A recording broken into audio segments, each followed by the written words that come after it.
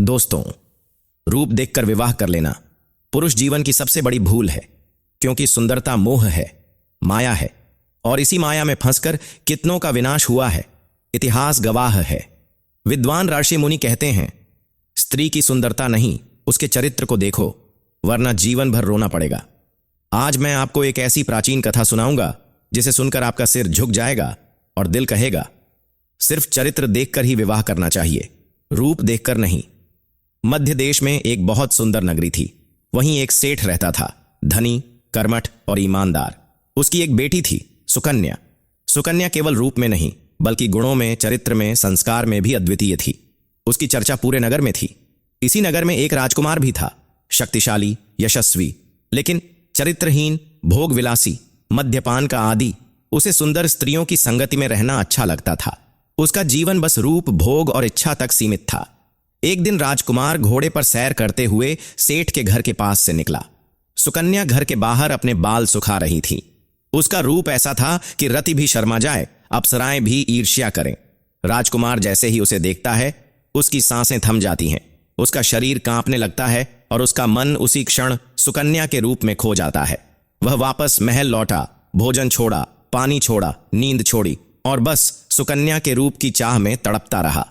जब राजा को पता चला तो वे तुरंत सेठ को बुलाते हैं। राजकुमार का विवाह प्रस्ताव सुनकर सेठ बहुत प्रसन्न हुआ, लेकिन सुकन्या ने जब यह सुना, वह चुप हो गई, क्योंकि वह समझ गई थी, राजकुमार को मुझसे प्रेम नहीं हुआ, उसे मेरे रूप से कामवश भाव पैदा हुए हैं, और रूप क्षणिक है, नष्ट होने वाली चीज है। सुकन्या ने मन में निश्चय किया कि वह राजकुमार को उसकी वास्तविकता दिखाकर रहेगी। उसने एक योजना बनाई। वह रोज जमाल गोटा खाती और फिर जो दस्त होते उन्हें पीतल की चमचमाती बाल्टियों में जमा करती।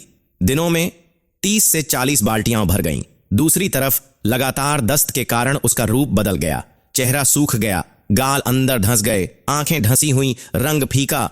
अब वह उसी सुकन्या जैसी नहीं दिखती थी जिसे राजकुमार ने देखा था। कमरे में एक टूटी चारपाई डाली गई, उस पर बदबूदार गंदगी छिड़की गई ताकि वातावरण ही असहनीय हो जाए। सोमवार को राजकुमार को बुलाने की तिथि तय हुई। राजकुमार उत्साहित था, रूप पाने की लालसा में पागल।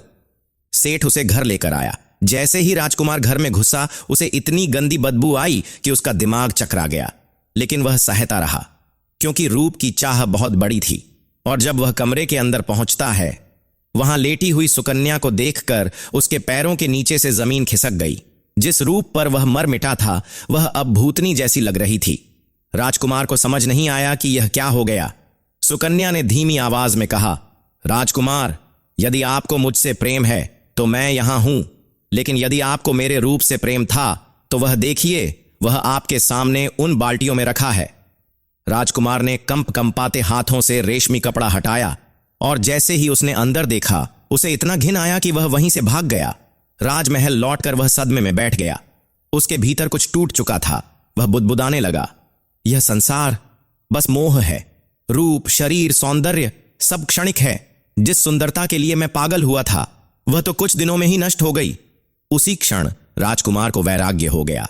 उसने सिंहासन छोड़ा, भोग विलास छोड़ दिए, रुद्राक्ष पहना, भस्म लगाई और वन में जाकर तपस्या करने लगा।